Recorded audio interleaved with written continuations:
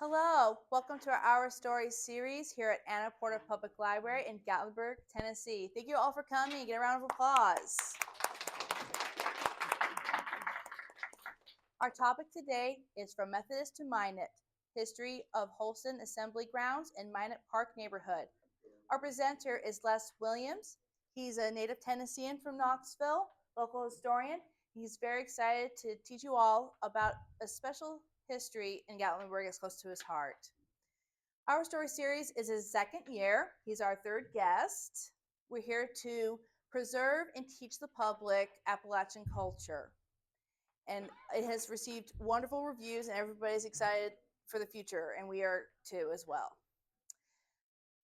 You can follow us on social media, Facebook and Instagram and TikTok for current events and our programming calendar on our website. We will be taking a winter break in December and are very excited for the next year. Without further ado, Les Williams, welcome. Thank you all for being here. One of the things on your handout is a list of the sources that have been so gracious and generous to give me information and material, so I'm not going to read those or take a lot of time with that. But I do want to thank my wife for encouraging me to start this project a year and a half ago when the saddlebags arrived in our mail. And those are on display out in the case. This first slide shows the Methodist hymnal, and that's the miniature Methodist hymnal that my grandfather carried in his saddlebags as a circuit riding Methodist minister. And it had only the words, and it's small, and it's on display out there in the case too. After this program, if I get through in the time I hope, I'm going to run a silent movie that was made by Jim Thompson and his son Bert, and it's the activities of Camp Jawasi. It's a silent movie, and I'll be happy to have questions and comments while that runs since there's no soundtrack. So if you'll, that's what you can expect after I finish the regular part of the program. There's the inside of the hymnal, and there's the saddlebags, and that's the handwritten note that was inside the saddlebag. My last bloodline first cousin was on the phone for a phone visit in May of last year, and when I told him I had that hymnal, he said, "Well, I've got saddlebags here in my living room," and I said, asked him to send me a picture of it, and unfortunately, he went on his eternal reward a month later with a stroke, and his son shipped those saddlebags to me before they even had his memorial service. So I'm grateful for that. And that's when my wife said, "You need to get busy and do that program." And so I appreciate her encouragement, or this wouldn't have happened. And also, she's the one that's gotten me to all of my sources during the research process. The idea of having the assembly grounds in this area began with a youth group that was known as the Epworth League. This organization's name comes from the Epworth Parish in England, where John and Charles Wesley were born. And this was the early church version of the Methodist Youth Fellowship, or the MYF youth groups that some of you may be familiar with. The Methodist Episcopal Holston Conference began holding summer youth institutes at Murphy College in Sevierville in the 1920s. Murphy College later became the Church of God Home for Children in Sevierville. It's still there. In 1921, when our story begins, these youth had petitioned the conference to establish an assembly ground similar to Lake Junaluska facilities that the Methodist Episcopal South Conference had established in 1913. So at the 1921 Methodist Episcopal Holston Conference, a committee was appointed to consider an assembly grounds project. The committee searched for a practical site for this, and at the 1930 annual conference, the Gatlinburg site was chosen for the assembly ground. And you know how committees function. That one lasted from 21 to 1930. The the area that they selected unanimously endorsed for the plan for the Gatlinburg Area Assembly Grounds project had the moral support, but didn't involve any contract financing responsibility.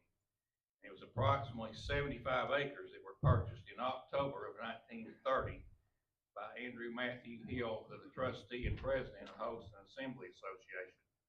This property was about 3 miles west of Gatlinburg on State Highway 73, and where it's circled in red on this map is where that lies.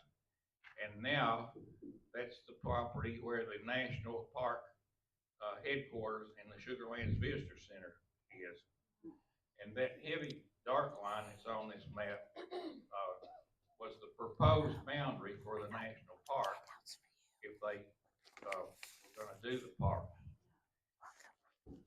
These men, along with William Baxter Gass and Charlie Baker and others, personally financed the effort and worked to establish the assembly grounds. And Andrew Matthew Hill was the president of a 70-member Epworth League group at First Methodist Church in Knoxville from 1914 to 1915. So he was one of the earliest people involved in the project with this that are on this page. Reverend Tarwater, Reverend Reagan, and Reverend Ogle all had cabins in the assembly grounds. Unfortunately, the land that was inside those boundaries of the proposed parks, and the surrounding land had already been purchased for the park.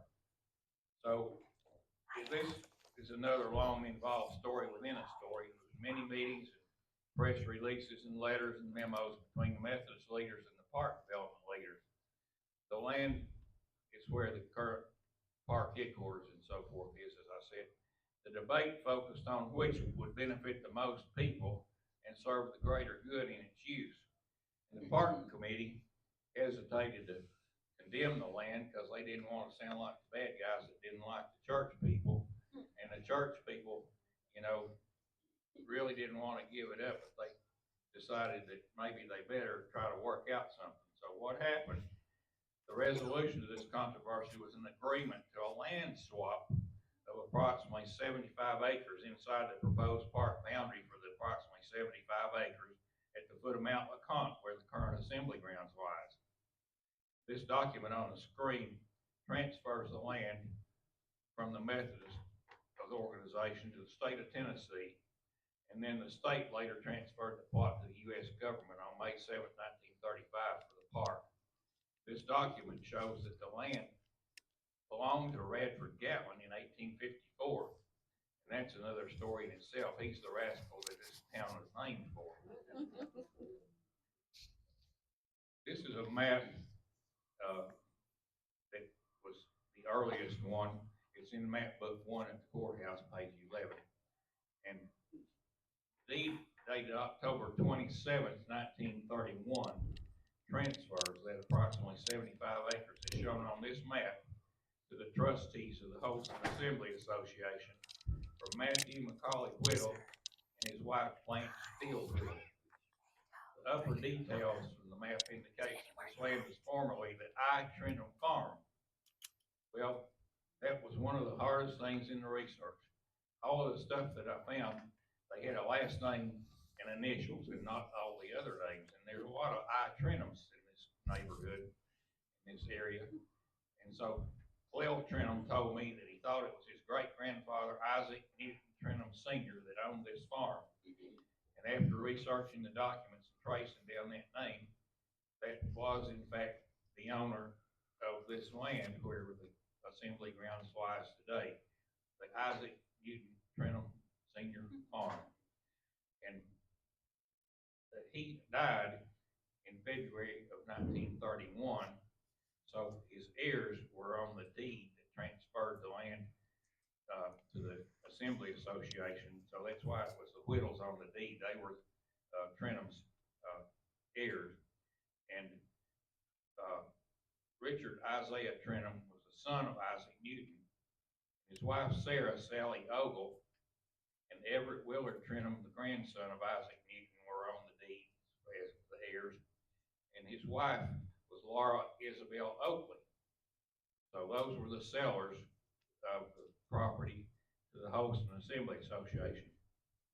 I'm giving you those names of the spouses and the families of the ones on the deed because it was Ogle and Oakley. And this is a map that was done by Lucinda Ogle, drawn from memory. And it's the mills that were on the creek by the neighborhood. And the mill that underlined there that was on the previous map is Isaiah Trenum's mill with the red line under it. And that was next to where the lower campground was. So all of these Ogle and Oakley mills that were on the creek were related to those people that were the Trenum heirs for the farm. And all of those, there was 14 mills on the first 2 or 3 miles of Cherokee Orchard Road. And that was originally called Mill Creek. And of course, you may probably know that there were more than one creek in the area was named Mill Creek because there was a mill on most all of them at one time. So they changed the name from Mill Creek to LeConte Creek because the source of the water for this creek is at Mount LeConte. Also, there's one person that's not an Oakley or an Ogle. It's on this map. I don't know if you can read this print that small, but Indian Bill is on this map, and he was a Native American that peacefully coexisted with all the others in the area, and he provided them with native plants that cured their illnesses and all their health problems. And there were those 14 mills were all an important part of the livelihood and the functioning of the neighbors and the area. And so that creek, it was Mill Creek, and now LeConte Creek had all those mills. Henry Walker said he remembered some remnants of a mill there next to their property on the creek also. So that might have been Nick Husky's mill. I want to point out another few other things on this map for a reference. The red line is the road into the neighborhood at that time. It comes across the creek where the current footbridge is and not where the current traffic goes across. The yellow is where the current Sidney James Motel sits. That property was also part of the Holston Assembly Association land. The orange dot is approximately where the Park Vista Hotel sits. The blue on the map is where it says surveyed by Hubert Fernando Tarwater, a longtime Sevier County surveyor, and he was Reverend Charles Burton Tarwater's brother. Reverend Tarwater was in one of those previous slides. This map shows several lots, and all of the lot numbers are consistent throughout this program.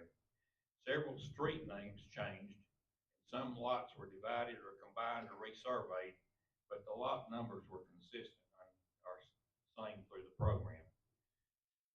Now that we've moved into the current location of our assembly grounds in our neighborhood, following the land swap, my personal connections to the area are what I'm going to explain real quickly. My Methodist connections are my maternal grandfather, who was a Methodist minister, and my maternal great-grandfather, who was a Methodist minister, and later a Presbyterian minister, as well as a chaplain in the Civil War. He was a chaplain for the Virginia Infantry. 3 other close family members were Methodist ministers and several more distant relatives. And I served as a music minister and or organist on the staff at 3 Methodist churches for a period of 40 years. My family connections to the neighborhood include the house that we now have on Holston Drive, which was built in 1951 for my aunt and uncle, Bruce Goodsell Leslie, the photographer, and Lydia Hampton Leslie, who was a Knoxville voice teacher, and she, along with 3 other people, are credited with establishing the music department at the University of Tennessee. She sang a solo at the early service of the First Methodist Church in Gatlinburg every Sunday for several summers while they were spending the summers in Gatlinburg. She did not teach her private lessons in the studios during the summers, but she stayed up here, and I've had several people tell me stories about remembering her being in the choir at the later service and doing the solos at the early service. That was back when Iris Newman was the choir director and organist. Pictured on the left is a a family photo of a picnic during the construction of our house.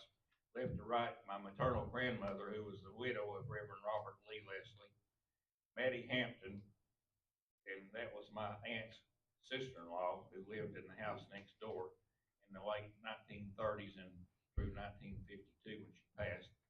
Then my uncle Ray Leslie, and my aunt Lelia Leslie standing up next to Ray, and then me at age 6, and then my mother, Ora Mae Leslie Williams.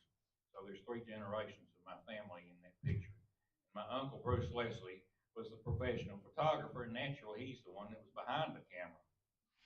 And the other picture is the outside of the construction and then the final product in 52.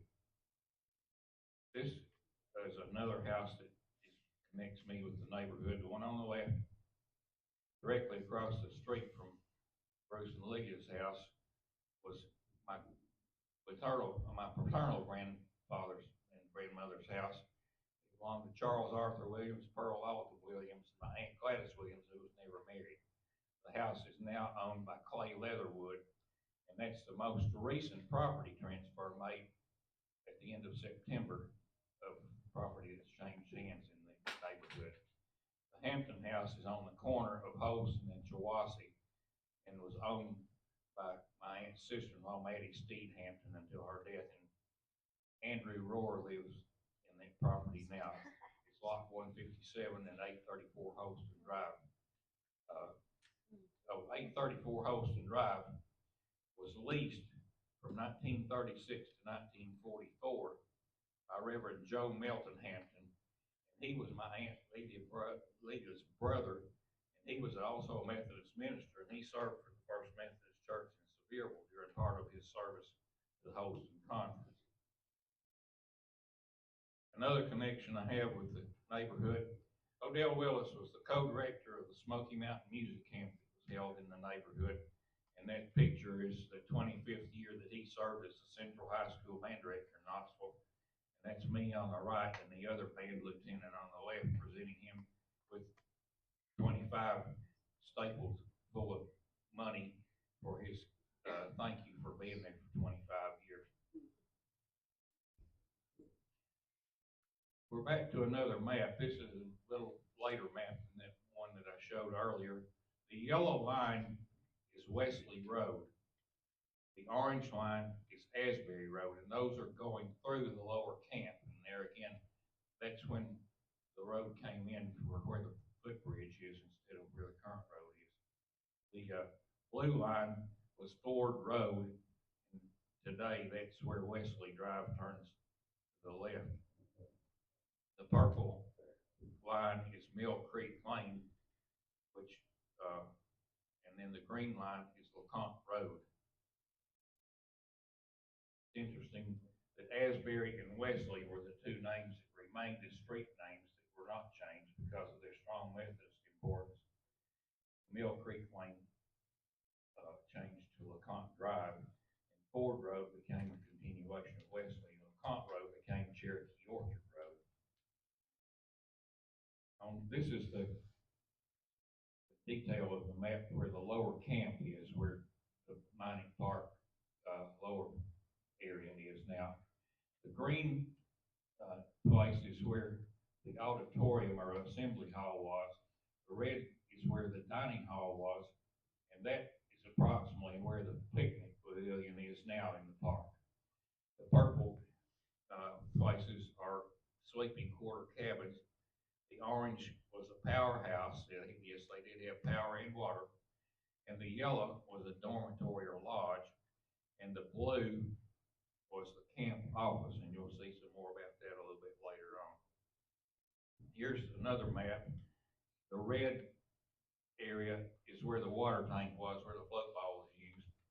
The blue is where the swimming hole is, and you'll see quite a bit about that. And the green line is Grassy Branch. We had LeConte Creek on one side of the neighborhood and Grassy Branch on the other side. This map shows the lot numbers, and Camp Cherokee was the name of the lower camp, and Camp Chawassie was the name at that time of the upper camp. And the plateau area is the Circle, and that used to be called Mountain View Circle. Now it's Mountain View Drive on one side, Chawassie on the other. And the Chawassie Drive on this map is where the red line is, and that was only a short road that went into the upper camp. Asbury is the road into the neighborhood on this map instead of where the footbridge was in the earlier maps that I've shown you. The lots were leased by the Holston Methodist Episcopal Association originally for $150 per lot for a 50-year period. And quarterly assessments were made to finance camp needs and the infrastructure of the neighborhood. And the leases were approximately 4 pages of handwritten documents and included all of this language that's showing on the screen. The leases were surrendered for deeds many years before that 50-year period ended, most of them in the late 30s and 40s. And this same language of requirements and restrictions is included in the deeds after the leases were transferred. This is Reverend George Thomas Francisco, and he was the one that signed all of those leases for the lots in the original documents. His house was at 748 Chawassie, lot 56, and that's a picture of his house with the cars next to it. And that house now belongs to Amy Pounders, and it's on the same location in the same lot. These provisions were intended to maintain the moral and religious standards of the neighborhood. And the deeds that followed the original deed from the Holston Assembly Association did not include this language, but only a reference to the previous document located in the courthouse. And these restrictions and reservations still actually legally affect the property if you want to dig deep enough. And this includes things not letting your livestock and your chickens run loose in the neighborhood, and not having alcohol or homebrew on the property or things like that. So that was all in the original leases and in the first deeds, and then referenced in all of the succeeding deeds. I've done basically what equivalents to a title search, complete title search at the courthouse of every property in the neighborhood. It's literally one whole file drawer full of documents. And this is 3 generations of the same family, some of the earliest residents in the neighborhood. On the left is Roy Snowden Dysart, in the middle is his son Lawrence Sherman Dysart, and then Lawrence's daughter Carol Eloise Dysart. And the reason I'm showing this, Roy Snowden Dysart owned a construction company in Knoxville, and he, along with his construction crews, and including his son Lawrence, built the cabins and buildings for the camps. And that is one of the cabins that they built that Carol's in front of there in that picture. And Lawrence graduated from college, and it was the Depression and hard to find jobs, so he worked for his daddy for 25 cents an hour upon graduation from college, just to make a little bit of money and help his daddy get the project done. Lawrence Dysart and his family were active in Fountain City Methodist Church, where I grew up, and my mother and I both sang in the adult choir with Lawrence at Fountain City Methodist for several years. The Holston Assembly grounds they used a large tent for the opening services on Monday, July the 4th of 1932.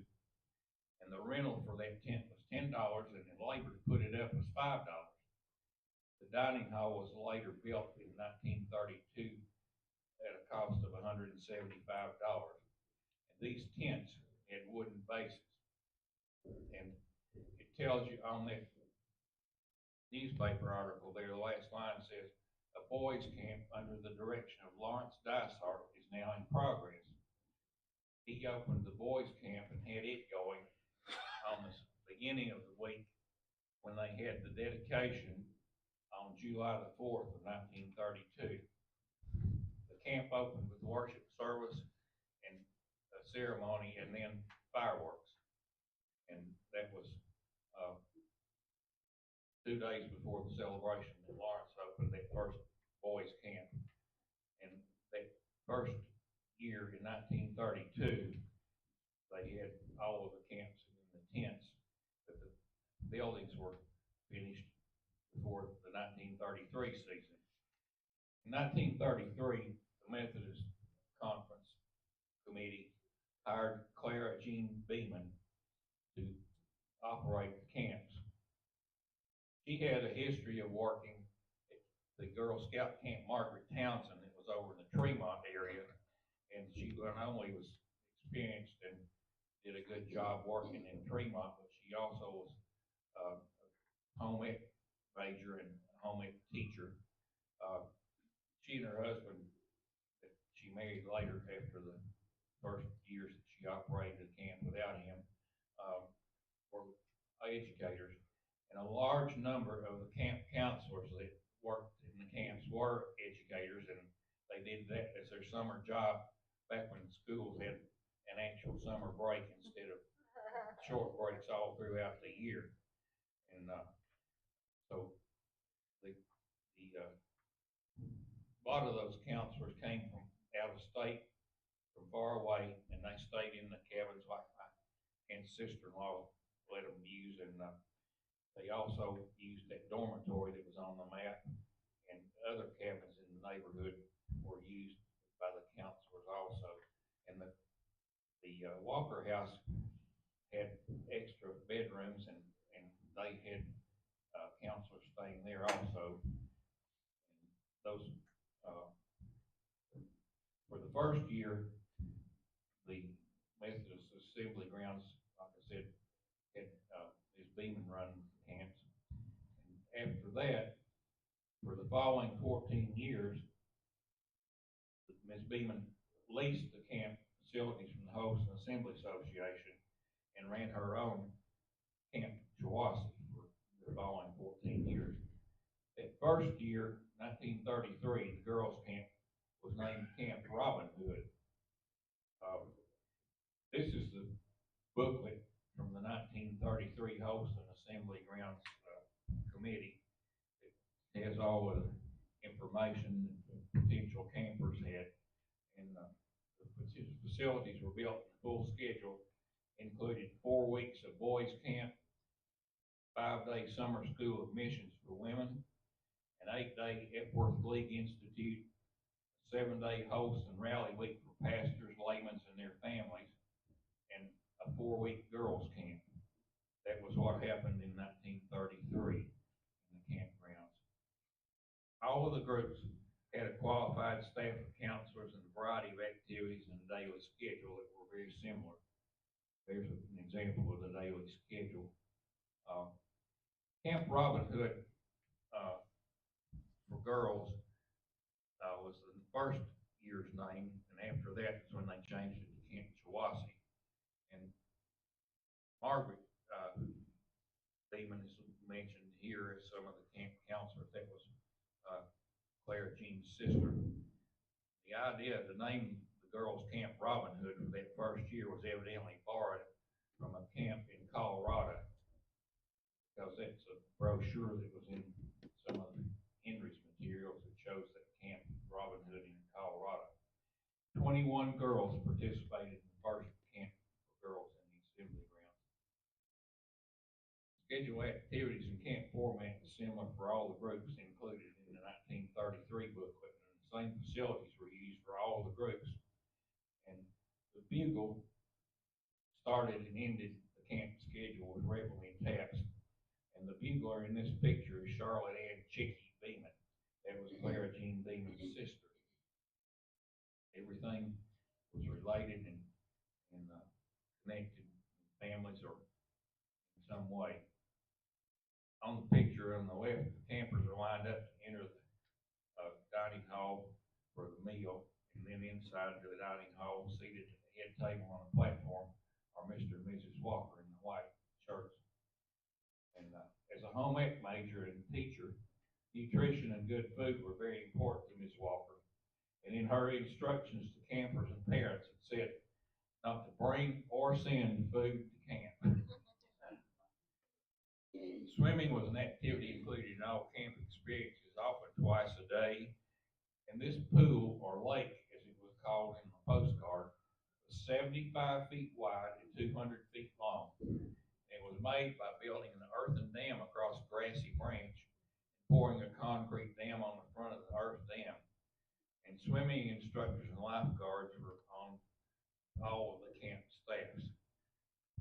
In the picture on the left, you see the high diving platform, and up on the hill behind it, you see the back of a house.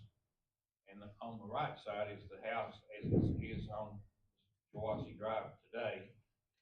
And that roadway on the right side is now grown up with vegetation, but that went down around behind that house down to the swimming hole. And they even use that road for some of the fire trucks to go down there and fill up their tankers with water. That house on the hill of the swimming area is 732 Chawassee Drive. And that house originally belonged to Reverend William Henry Reagan. He was one of those three preachers in one of the early slides, and he served as the camp superintendent from 1949 to 1954. The dam, I think somebody told me they remembered the day that the dam was blown up, and it's been it's gone back to natural habitat and regrowth, and this is an aerial shot of the current situation. And down there below where the houses are, see where there's a little bit of disturbed bare soil there where the swimming pool was, but nothing's still there that you can tell. And a side story, and I get off this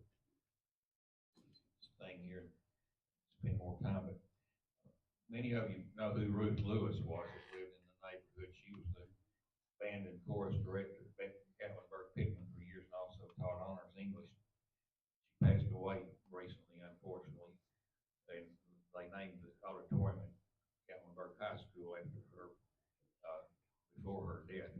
But anyway, she when I talked with Ruth, she told me, she said, we were Presbyterian. I don't know how in the world my family got locked in there with all those Methodist preachers. Well, her daddy, Fred Lewis, who had the house on the corner of Chawassee and Holston, the one that Reverend Joe Hampton had the lease on one time, worked in Knoxville for the Portland Cement Company, and Fred's daddy also did. And Fred's daddy owned the property that's on the corner across from the tennis hut, at the corner of Asbury and Mountain View Drive at one time. So she said, I think I figured it out. The Portland Cement Company were the ones that poured the concrete for the dam that made the swimming hole. So I guess they thought that was worth letting them have some property for making a swimming pool. There's some more of the use, and there's a boat on the swimming hole lake. A fellow that was a handyman for the campus said that was his personal boat. It wasn't real dependable, but they had fun with it anyway. Here's some more. And this is a postcard. I collect postcards. And a friend of mine that is a real serious collector that has come down here for Christmas past events and shown his postcards and shared them in the area. Doug Redding sent me a scan of this postcard, and it has 5 views of the camp, and all of the activities were in all of the camps that they had and used the facilities of the area. And in addition to swimming, they had archery, they had tennis. The tennis courts, I was told the clay courts were there in front of the house on the corner that the Gray family and before that the Lewis family had. referred to the circle, the upper part of the neighborhood, as the plateau.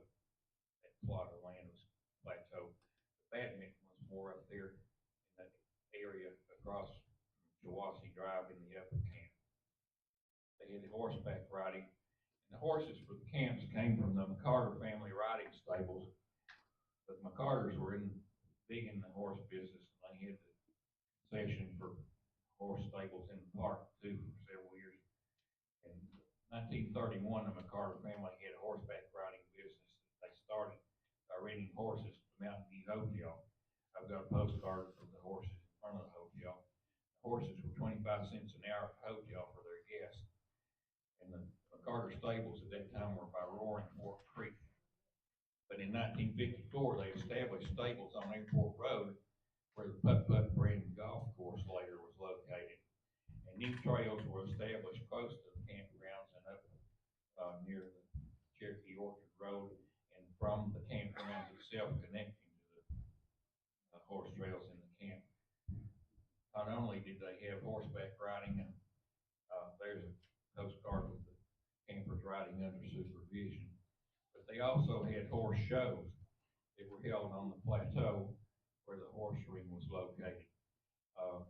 The horse ring was across the street from the old Lions property in the plateau area there in the circle, and people sat in the yard there where the Lions property is to watch the horse shows a lot.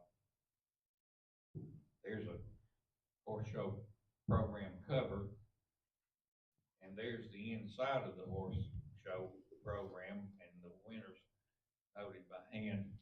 And one of those pages shows the owners of the horses, and one of those horses belonged to Real Maples, the owner of the Gatlinburg Inn.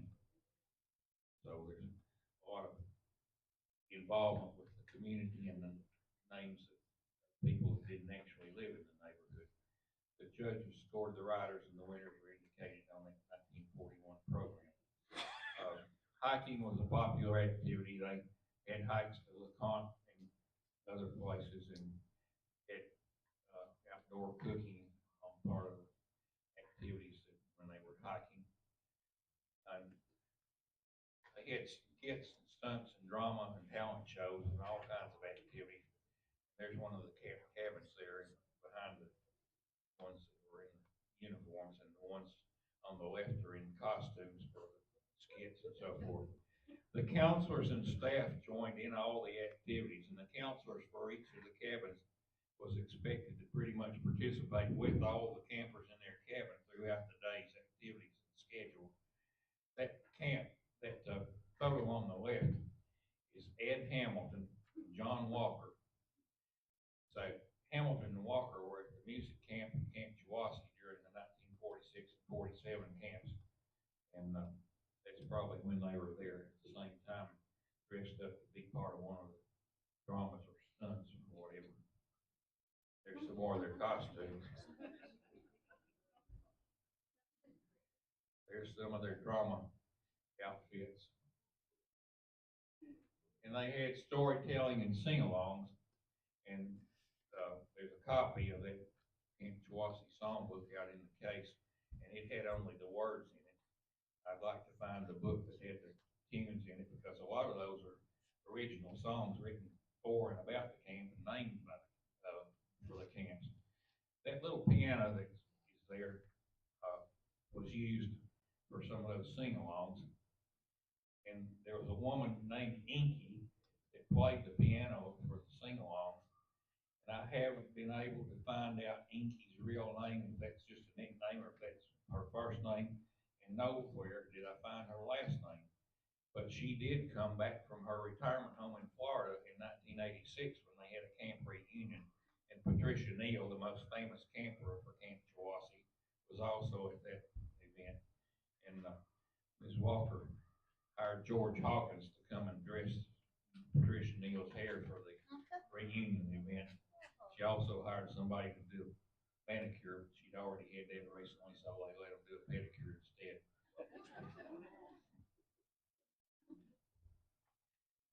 They also had crafts, and these are photographs of some of their actual crafts from the camp, and some of them were a little bit politically incorrect in today's standards. And this is John Albert Walker Sr. and his wife, Clara Jean Beeman Walker. And they were the camp directors from 1936 to 1947 together after they married. That Camp Chawasi sign, as it says, for girls from 7 to 20 years of age. And John and Jean met while they were both teaching at Knoxville High School. They married in 1936, and they built the Walker cabin on the creek in 1938 and 39. And the camp counselors came to their cabin for training prior to the opening day of the camps. And both of them continued their careers in education and ran the camps during their summer breaks. Camp Chawasi was held in the lower camp area through 1936 season, and then was moved to the upper camp where the newer buildings had been constructed. The lower camp was in use by other groups at the same time. The Walkers continued and grew the Camp Chawasi for 15 years through 1947. When Henry was born in 1948, she felt it was time to focus more on her family when she had her third son, so that's the reason that she decided to discontinue being fully involved with the camp business. The only printed information or research that I've been able to find at all about the neighborhood or the camps or any of these things that I'm telling you about was 10 pages in a book that was written by Reverend Charles Mynatt. He did this book about all of the camps in the Holston Conference. There were 13 camps included, but there were only 10 pages in his book about the Holston Assembly Grounds. So everything else, except for those 10 pages, which mostly consisted of meetings and things that he got from conference minutes and conference journals, was non-existent. And even Charles said he had never seen a map of where the buildings were in the camps. So I recently found this in the Library of Congress, and it's a fire insurance company map from 1950. And it shows the lower camp in this slide, and there's 6 cabins that were by the creek, and the dormitory is the long building, and it's labeled. And then there's the office building. Those are all the ones that are above the Wesley Drive that's labeled there. And then below that is the dining hall that's close to Asbury, and the assembly hall, and then more cabins in the bathhouse that are below the Wesley Drive on the map. This is the upper camp, and that Chawasi Drive is that short red line that I showed on that earlier map, and the badminton courts are on the upper side of the Chawasi Drive. And the upper camp office is on there, the cabins and the stage, the dining hall, the pavilion, and the bathhouse. So that solved the mystery of where the buildings were. I haven't been able to find hardly any good pictures of just the buildings themselves. Most all of it's just when there's at camp activities and campers standing in front of a building, it shows part of the building. Here's 872 Wesley Drive. This is the Walker cabin as it stands today. And there on the porch that you see is where the sign is hanging that was from the original camp. And Henry has been extremely gracious and generous to share all of his materials and things that his mother had and collected. And I really appreciate that, because there would be big gaps and big holes in this program without all the things that he has shared. That's Jean Walker and her sister Chicky on the left, and that's Jean with some other counselors in the middle, and then that's John Walker Senior on the right. This is the sign that is over Camp Chawasi Road at the upper camp, and you notice it's in pillars made with rocks. That center picture is the only remaining remnant of the camps in the neighborhood. That's still there, and it's in front of that house that's on the corner of Chawassee Drive where it turns the corner. And that is, belongs to the Gilbert family. And the original camp office was on that site. And that chimney was from the original house. And, the original house that was used for the camp office where the Dysart stayed while they were building things, was torn down. But I talked with Mr. Gilbert a couple of weeks ago, and he's got a picture of the original house that he's going to hopefully dig out of the trunk or a closet somewhere and send to me. Oh, by the way, the camp sign changed. Notice it has two S's and two E's, and the road sign just has one of each S and E. They changed that spelling to make it so people would more likely pronounce the name right. And the name came from an Indian village. There were, I think, 5 Indian villages in the 1800s in the East Tennessee area, and one of them was close to where the camp is, and it was camp to us, the Cherokee town of Chawassee. And several people that attended camp in the Holston assembly grounds found arrowheads in campgrounds. That's the dining hall in the upper camp and the boys' bathhouse. And that's the Chawassee Road with the buildings on the right side. And on the other picture is people from the Memorial Methodist Church in Clinton, where I worked for 10 years in the music. The little girl on the front row on the left was my best soprano in the choir there, Nancy Harper. Used to be Nancy Martin Hennessy. Her parents owned the Martin Funeral Homes in Clinton and Oak Ridge. There's the sign again. And the campers and Mr. and Ms. Walker. And on the right is the Walker family with John Jr. and Clarence and Henry. It was one of their family Christmas cards, I believe. This is camp staff. They had a nurse and swimming instructors and lifeguards and a full staff of people to take care of the needs of all the campers and camp activities. This is a partial view of the Chawassee dining hall and a view of the cabins on the left, and then campers playing shuffleboard, and then partial view of the recreation hall and craft shop. This is kitchen staff, and the land before the upper camp was developed in the middle. There were apple trees there. I've got a picture of my uncle picking apples. That was part of the Trenton farm before the camp came there. And then the Walkers in the staff office there on the right. These are brochures that were sent out to potential campers and had an application for attendance at the camp in the back of the thing, and all of the explanations of the activities, what campers needed to bring with them, and all that sort of thing. Not only did the spelling change, but also the camp names changed. They included Camp Robin Hood, Camp Cherokee, Camp Chawassee, Camp Hermontas, and Camp Atsey. And that brings us, we talked about Camp Chawassee that was for girls. Now, I never had heard in my lifetime anything about the boys' camp. And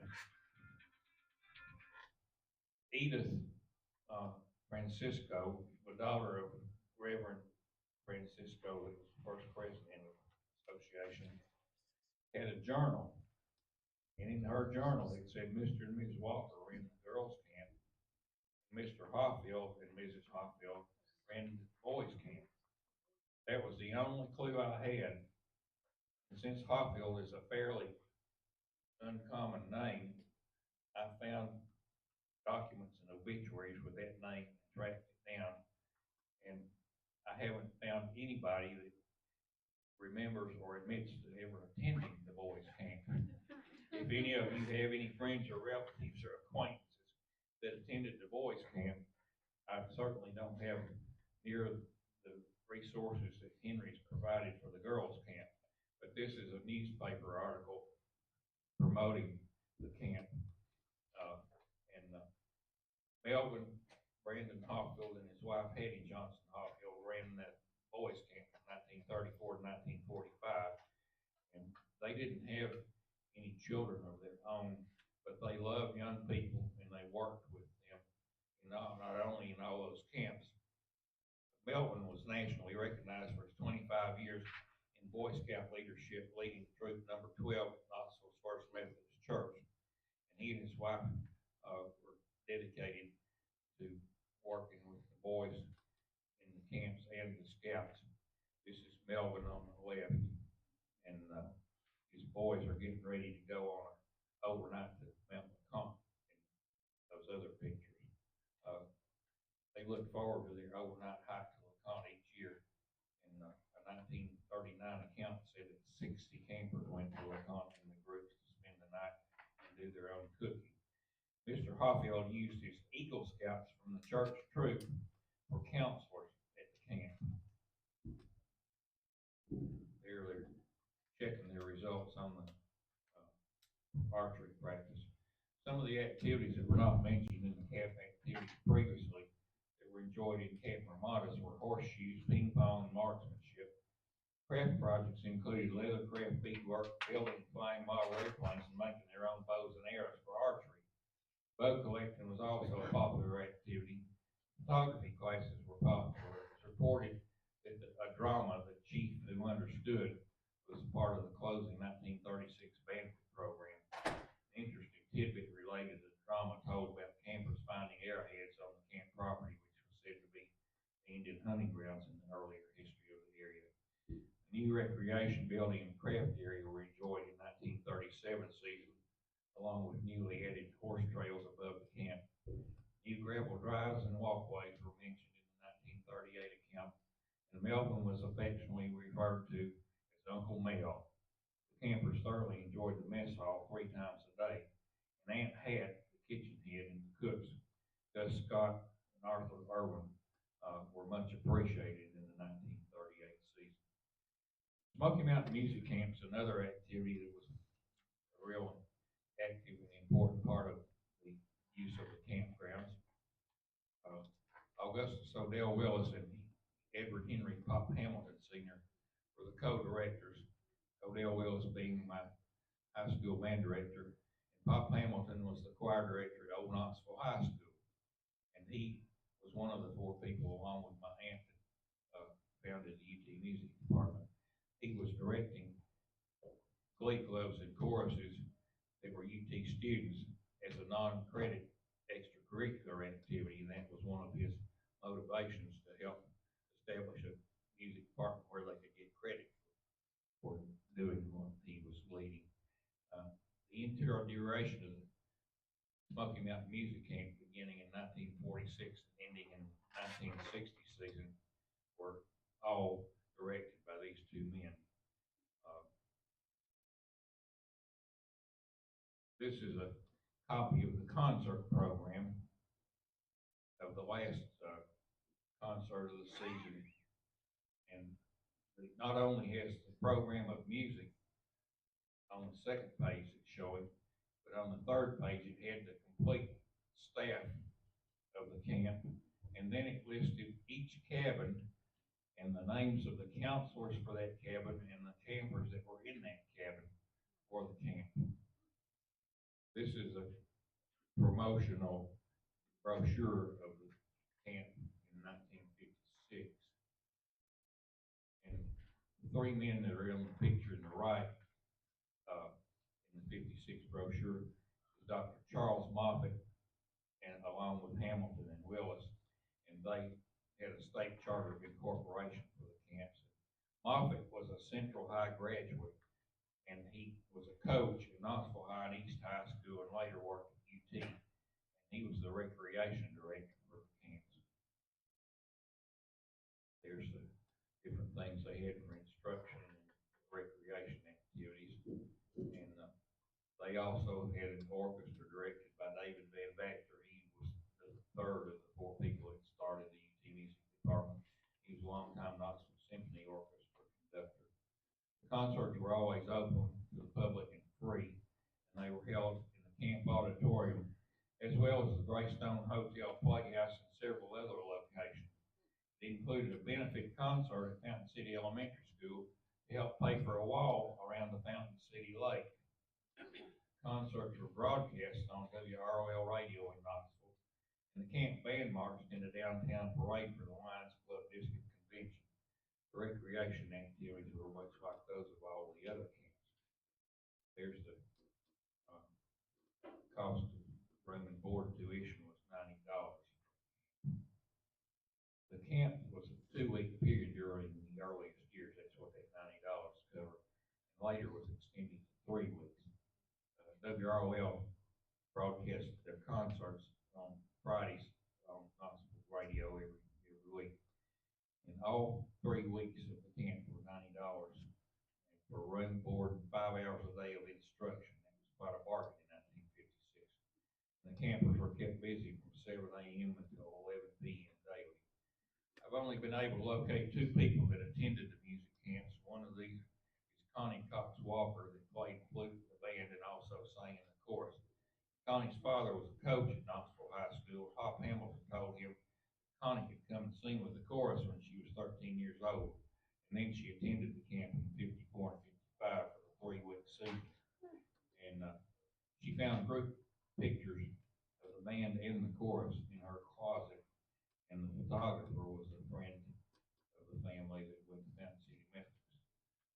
The other one that I know that attended camp was Charles Alt Harrington. And Charles played percussion in the Central High School band, prior to the Southland band, and then later played in the Knoxville Wind Symphony until just recently. This was Charles on the left in the UT Alumni Band, middle is the Wind Symphony, and the right is the Central High Alumni Band in his letter sweater. I'm sad to share that Charles joined the Heavenly Band on May the 14th, 2025, after I did the program at Wilderness in January. This is the camp choir concert in the Assembly Hall with Bob Hamilton directing on the stage of the auditorium. And if you look closely, you'll see the WROL radio broadcast microphone and equipment. And on the stage, notice the ladder back chairs. That's like the one that's in the display case. And they also had outdoor choir rehearsals and acapella singing. And this is the camp band with Odell Willis on the left, standing there at the end of the row. And that's more of the camp band. And this is the camp band staff. On the right end is Bob Rush, who owns the Rush Music Store in Knoxville. And next to him is Odell Willis, the one that doesn't have a whole lot of hair. And then Charles Moffett, the recreation director. And then Pop Hamilton. And then in the camp shirt that's on there next to the sign was Owen McPeak. Owen McPeak not only was a musician and an instructor at the camp, but in later years while I was working, when I worked as a band director, he was the one in the back room at Rush's that repaired all the instruments. So I knew all these folks. In 1960, the University of Tennessee decided they wanted to take over the operation of the camp. And they had 3 years of no music camp prior to 1960. So UT wanted to revive it. Pop Hamilton had gone to Hardin Simmons University as a professor during those 3 years they didn't have camp, but he agreed to come back from Texas and resume his position as the co-director of the camp for the 1960 season. It was only 1 week of camp. And this brochure, which I was probably given by Odell Willis while in his band, is the only information available about the 1960 effort. The UT Music Department and the UT Music Library has no record and no knowledge of any of this. That's how my research went. Dead end, no resources in so many places. This is in the display case. Many of you may remember the Knoxville News Sentinel cartoonist Bill Dyer. He did the cartoon version of the Saturday UT games on the living section of Sunday newspaper. And he's the one that did this kind of cartoon version of the camp map that's on display on the back of this brochure. Holston Assembly Grounds had several people that were the Methodist Association management people, and I told you that Reverend Reagan and Reverend Francisco were early ones, but Reverend Charles Burton Tarwater was in one of those early slides as the ones that got the camp started. He was also the last director of the camps. He had the house that's the first house on the left when you cross the bridge coming into the neighborhood. And his granddaughter has the house now, Linda Malmquist. She shared this brochure with me. It was the 1955 brochure when Reverend Tarwater was the superintendent. On the left is a house that was used for the lower camp office. That is the original farmhouse from the farm that the property originally had. That became Mr. Tarwater's office across the street from where he lived. On the right, he's standing in front of the porch of the old farmhouse building, and behind him is the white house that he lived in. In 1933, his brother Edgar and George Andrews, brother-in-law, built the house facing the Creek. In 1947, the house was rebuilt the way it is now, facing Asbury. And this is the Trentham farmhouse. They stayed there as long as the camps were in operation. This is another view of the camp office, and that's Reverend Tarwater standing in the side yard, and behind and across to the right is Asbury Lane, and the camp is behind that. This has an accurate description of the facilities for both the lower and the upper camp in that brochure. And the upper camp, after Ms. Walker quit operating Camp Chawasi, they called it Camp Patsy, another Indian name. This is a list of the camp activities that were scheduled when this brochure was printed. And you notice there's all kinds of groups on there. There's even a Greek Orthodox group that used the campgrounds. And this was a newsletter that Reverend Tarwater published, and it had a lot of interesting information. It had a list of every group that used the camps during that year, and there were 53 groups that used the camps during that year, and 4,232 people attended camps in these different activities. Some of the high schools had their football camps in the campgrounds, and the Gatlinburg Pittman High School football team would scrimmage some of those teams that came and had their football camps in the campgrounds. The fraternity group had a house party, and there were many temperance group activities that had gatherings and meetings, and many denominations from Baptist all the way to Greek Orthodox enjoyed the Methodist facility. So there was way more than just a family of Presbyterians that enjoyed this besides the Methodists. There were many who served as trustees, superintendents, and officers, and commissions, and committee members in the Methodist organization. And the camp ministry involved many camps across the Holston Conference over the years. This is the first camp commission in 1948 on the left, and the 1963 camp commission on the right. The Holston Assembly Grounds were used for training those interested in working in other camp programs and organizations, including the many counselors. Camp coaching conferences were held for this purpose. In 1947 is the camp conference for coaching of camp employees and potential employees, and on the right is the 1952 camp counseling This is some more training groups that came here to learn how to run camps in other places. Leadership training included hiking and worship and crafts and cooking outdoors. They had to learn all of the skills because they were expected to participate in everything the campers did. Use of the camps decreased after Camp Wesley Woods opened in 1960 in the Townsend area, and the conference canceled the 1961 season at the Holston Assembly Grounds. A committee was appointed to determine a use for the property, and 8 years did not produce an acceptable lease offer or acceptable solution.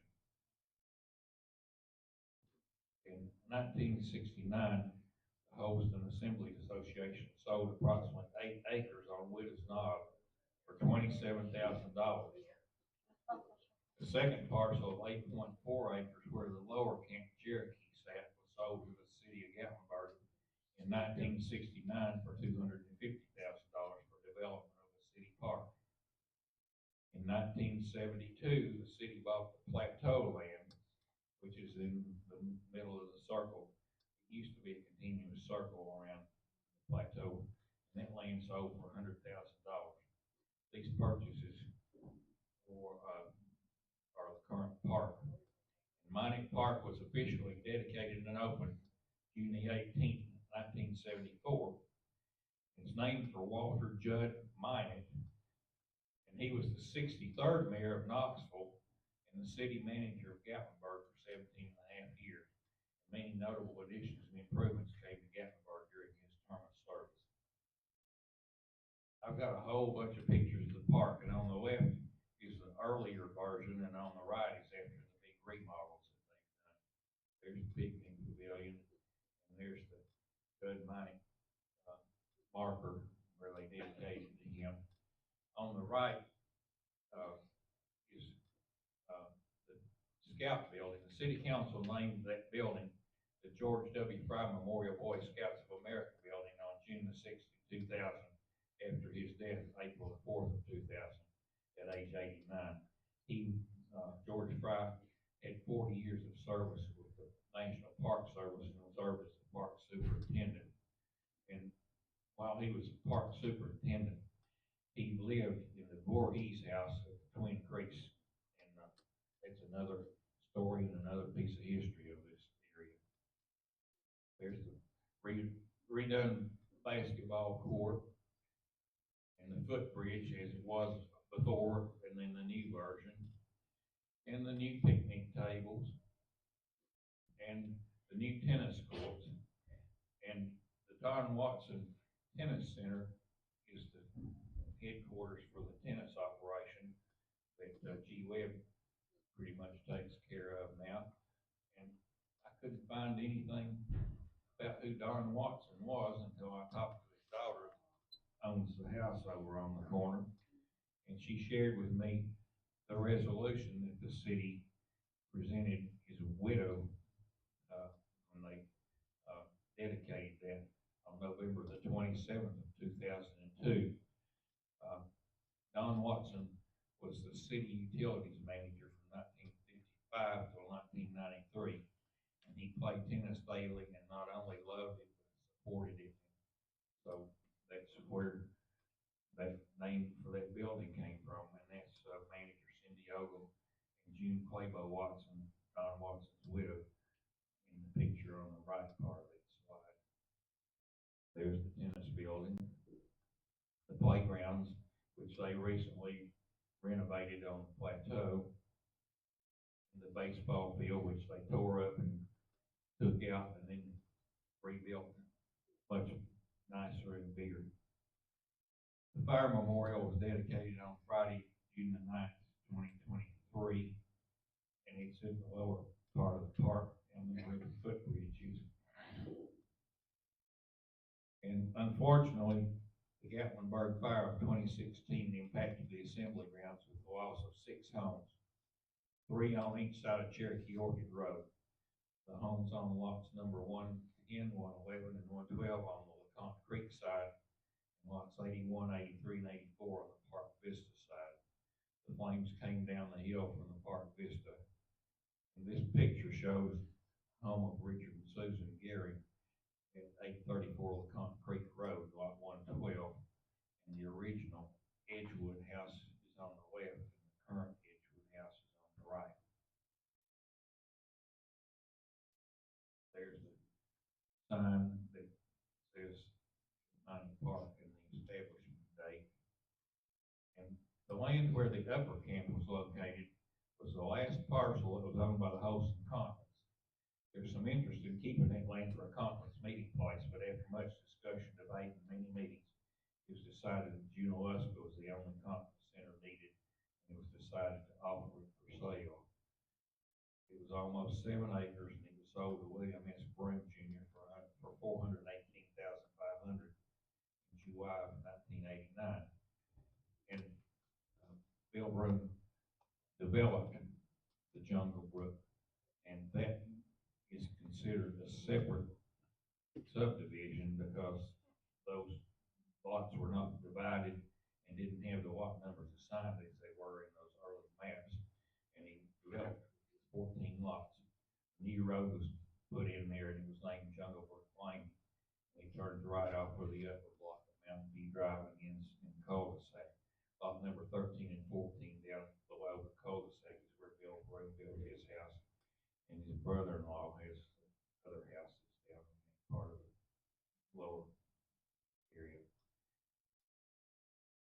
Lot number 87 and part of 88, 631 Chawassie Drive, is a house that takes us to our movie connection. James Edward Thompson was the first owner of the house, and that picture on the left was from the 1940s, and Jim Thompson's great-grandson sent that to me. And you notice on the right is the way it looks in today's world. Jim and his son, Charles Elbert Bert Thompson, Ethelbert, I'm sorry, not Ethel, made the movie that you're going to see. Jim's daughter, Margaret Thompson Tate, was a swimming diving instructor and counselor at camps. And Bert's wife, Minnie G. Thompson, was a nurse in the camps. After the Thompsons owned that, it was owned by Herrick and Myrtle Brown. And they were the ones that owned and operated the LeConte Lodge and lived in this house from 1960 to 1975.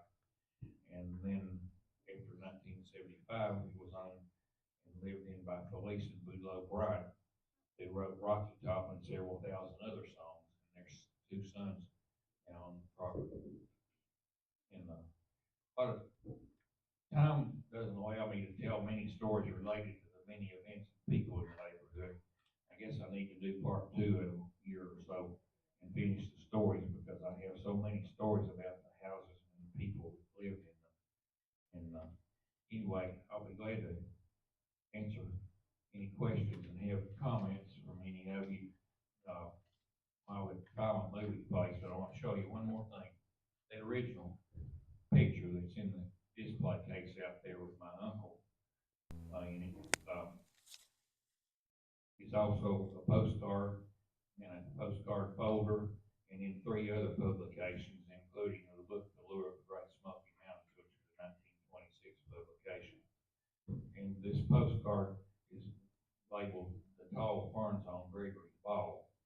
The middle picture here is a close-up of one on the left and on the right, where my uncle is kneeling. And he told this story. He said, Robin said, Bruce, just kneel down in those ferns. It'll make it more impressive. So that's that original hand-colored picture that's in the display case out there, and the picture on the right, the black and white one, was part of the Grove Park presentation to the Park Commission. These are the photographers. That's Bruce on his Harley on the left, and that's Robin Thompson in a company car on the right.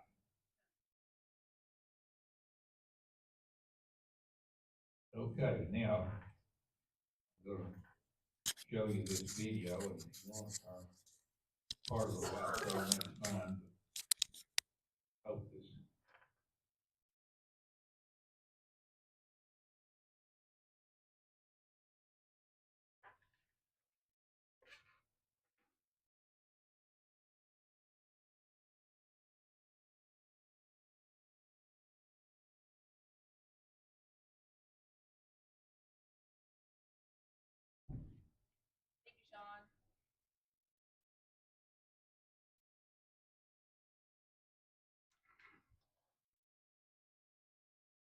we do it on time. I turned my phone off while I was supposed to. It would watch. It is 7:15. You're still doing good.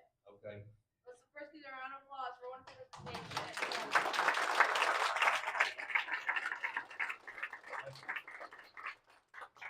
Did any of you learn anything you didn't know? Yes. Yeah. It's been a lot of fun getting acquainted and getting to know a lot more of the good neighbors in the neighborhood. As you all probably know, it's a very unique neighborhood. It's the only total neighborhood in the county, in the Gatlinburg, that doesn't allow overnight and short-term rentals. Henry's cabin is grandfathered in, he still does them, but the rest of us aren't allowed to do it, thankfully. And that's the reason we don't have the hot rods and the road run cars in the neighborhood. And the Bryant family was real involved. At one time, they were trying to open the road down there by the lower end of the tennis courts through the Savage Gardens Road, and that would have made it an in and out opportunity for the people that like the hot rod.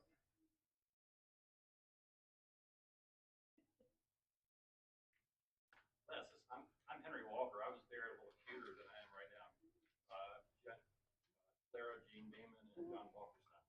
I want to tell a short story that Earl Ogle, and how many of you remember Ogle's store? Everybody? Good. Ogle's store was down in downtown Gatlinburg. It was the main grocery store.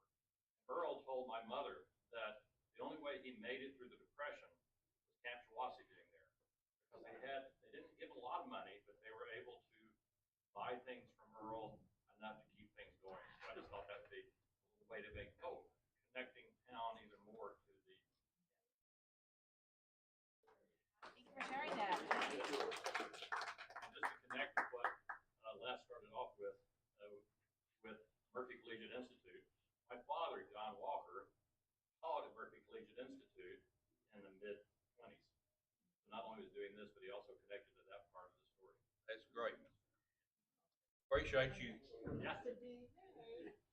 That's why his name's the first one on the source list, because he's been such a tremendous source and been so generous and gracious with loaning it to me.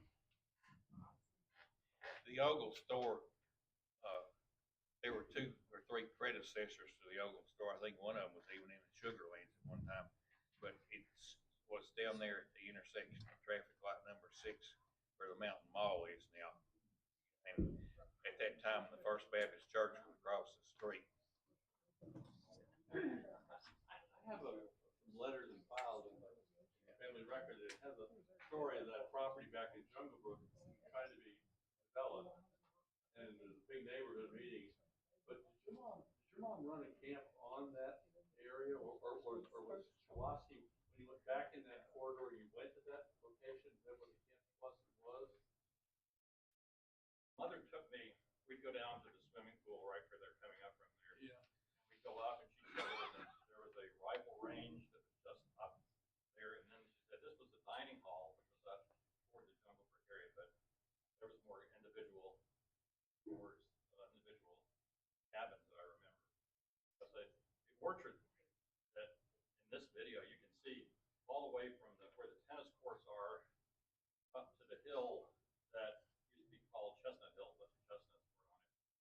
This was all still apple orchard during the late as the 50s. That fire map that I showed you had all of the buildings for both camps. And Ms. Walker used the lower camp until they built new buildings up on the upper camp, and then she moved up there. We had, there were my 2 brothers, and my mother would always say the campers would enjoy playing with them. They were just so cute and all. My theory is she knew that the cuter one was going to be coming, but he could not stand it. So when I was born in 48, she stopped camp in 47.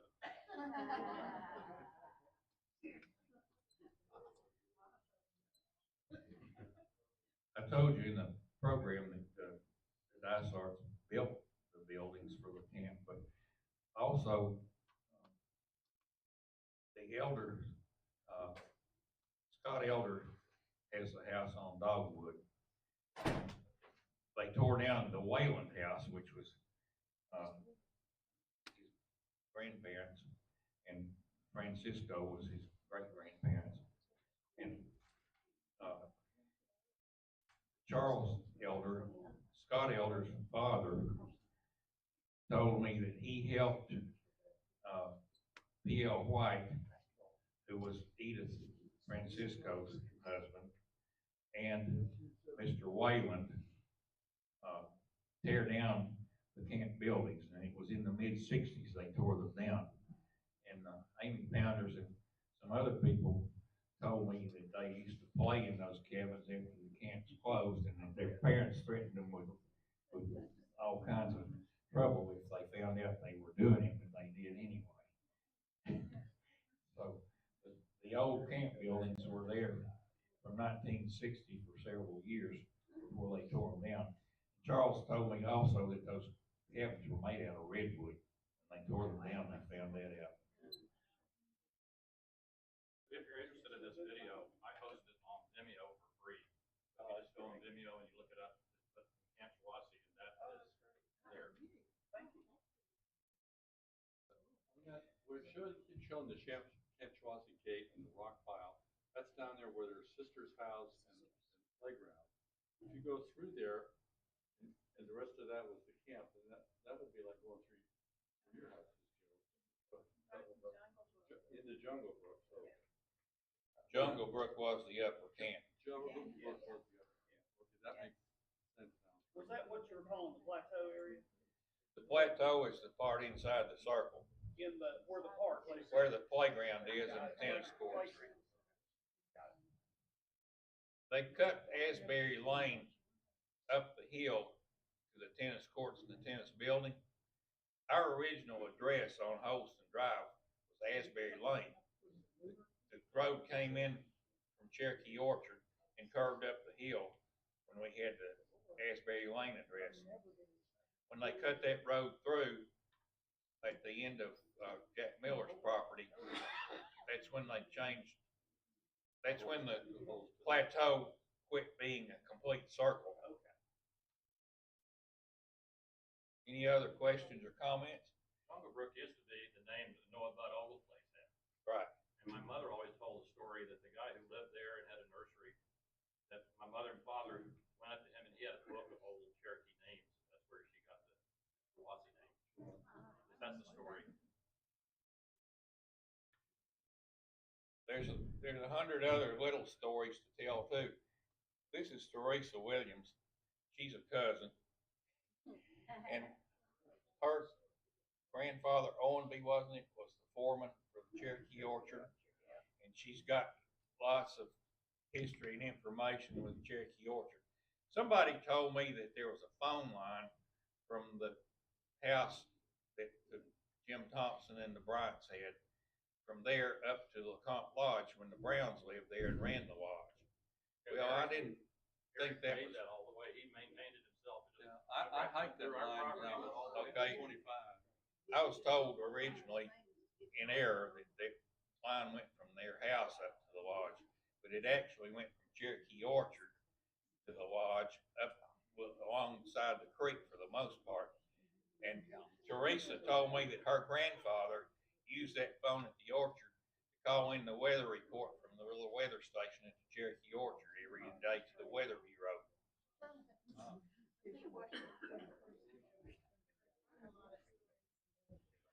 Also, I told you that George Fry, when he was the park superintendent, lived in the Voorhees house. That's where the Twin Creeks area is, and there was a rich northerner that came down here and built an estate, and it was about 100 acres, and they had caretakers and landscapers and people living on the property there, and they had an apple barn, and they called that Jungle Brook at one time. And I'm related to a guy whose family owned the Noah Bud Ogle cabin. They sold it to the Whittles at one time, and it's just the Whittles were the main owners of the Cherokee Orchard operation, and they not only had acres and acres, hundreds of acres of apple trees, but they also grew flowers and shrubbery. And you've probably seen boxwoods at a lot of these original old home sites in the park. Well, they grew those boxwoods at the Cherokee Orchard Nursery. And the flowers they grew there went to Baum's Florist on Gay Street in Knoxville. That was one of their suppliers. And Mr. Baum's in one of the pictures in Teresa's Cherokee Orchard scrapbook. They go up on Bullhead and get large amounts of Galax, take it to bombs too. Yeah, the old people collected Galax at Christmas time and sold it for extra money, kind of like the old timers collected ginseng, you know. They collect Galax at Christmas and sell it for decorations. What was the Galax for? Was it ornamental or? You have like a wreath, and you don't want to see the wreath. So you take the Galax and you'd overlap them. That was ornamental. And yeah, and then you put the design on it you want. Any other questions or comments? I just want to tell everybody that at the Noah Bud Ogle place, whenever you go there, look at the stone that steps from the yard into the house. It's shaped in the state of, like the state of Tennessee. And if you go inside the house, you'll see a long bunch of windows, which is unique for cabins. What they did was they put hen boxes on the outside of the windows, and whenever they wanted a fresh egg, they'd go lift up the window and get their egg. There's also that great big rock right outside, right next to the parking lot, that Lucinda Oakley Ogle, she used to live there too. And her grandmother told her one time, "Hey, Cindy, go out and to Whopper Rock, get all the stuff we're drying, all the fruit and vegetables they were drying, because there's a storm coming up over Molly's butt." Mount Harrison seems to have been called that.